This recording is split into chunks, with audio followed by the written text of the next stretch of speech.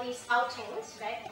And they will, in the end, also we will give them the review form, right? And they will need to review you.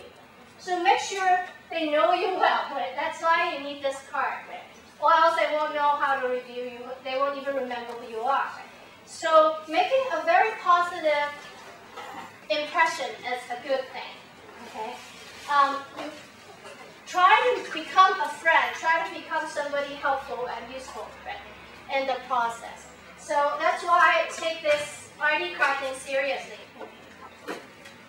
I will write an email to remind you after class today. So let me go on the rest of the lecture.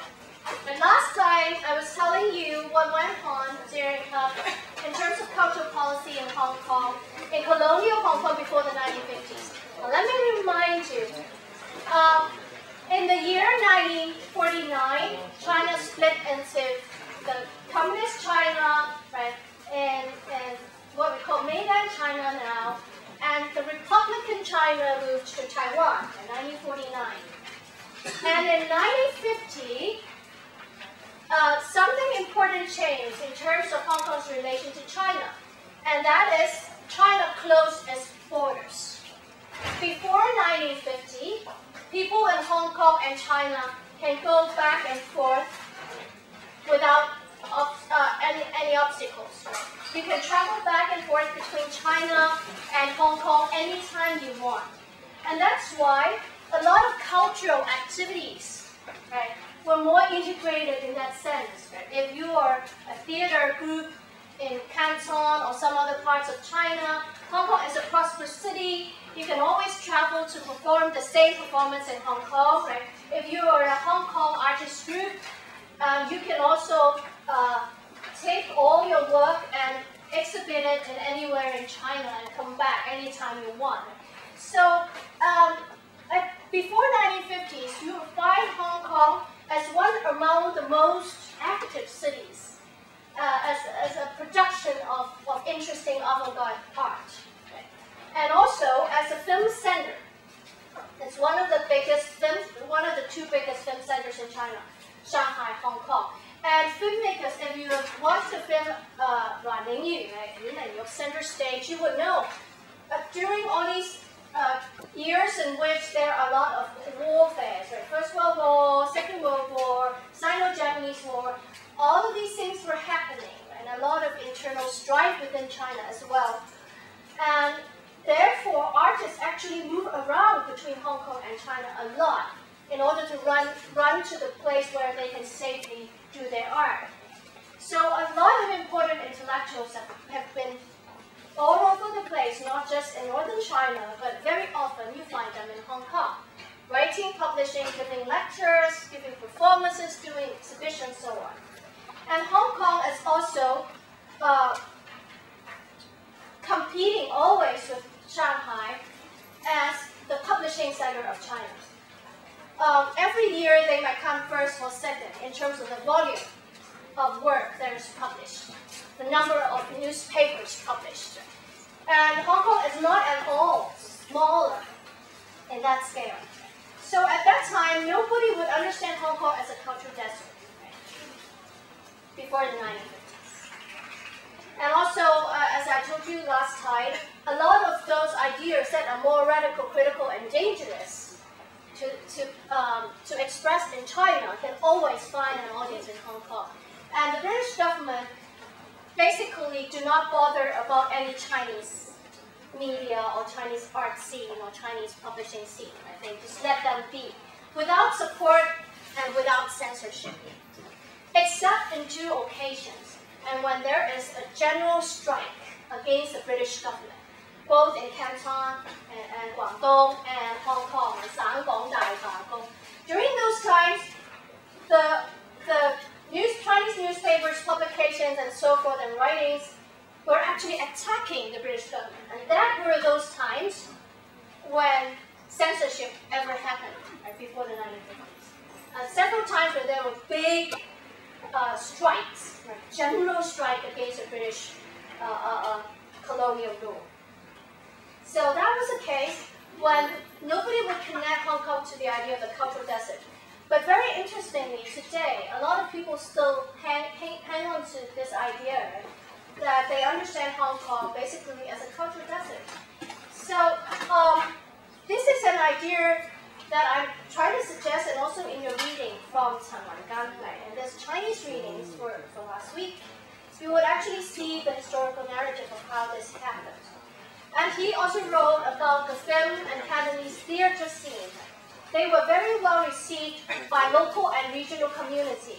And at that time in Shanghai, before the 1950s, in Shanghai, actually in the Shanghai population, 23% of Cantonese people. If you go to the census, which is not available every year because of war and everything, but if you look for the census in China at that time, actually there are a lot of Cantonese people in Shanghai and Beijing, especially Shanghai. 23% of the population there was actually Cantonese. And the reason is a lot of expertise is actually exported from southern China, from Guangdong, from Canton to Shanghai and Beijing. For example, Canton and Hong Kong are the first places in all of China to open to trade with foreigners. And when China was forced by some exploitative treaties to open more ports to trade with the rest of the world, right? These other ports like Shanghai, Qingdao, they don't know what to do. They don't have policy, they don't have plans, they don't have any officials knowing what to do. Or they don't even have enough people speaking English, right?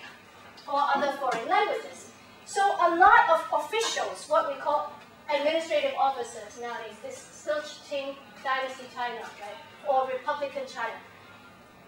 Those people who have the administrative and diplomatic expertise to deal with foreigners are trained actually in Canton, in Guangdong, and in Hong Kong.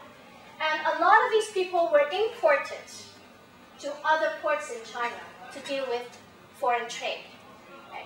So and also a lot of business people who already have a lot of experience doing business with the rest of the world also moved to these other coastal cities and become part of those communities. And that's why you see so many Cantonese people all over China, especially along those coastal cities that are open to the rest of the world. So at that time, Cantonese theater, Cantonese culture, films made in Hong Kong are very popular all over China. And you can actually go to other Chinese cities and be able to watch Cantonese opera, for example. So it is not at all the case that we are very marginal southern culture that nobody bothers about. So there is a lot of synergy, a lot of cross-breeding between different regional arts in China.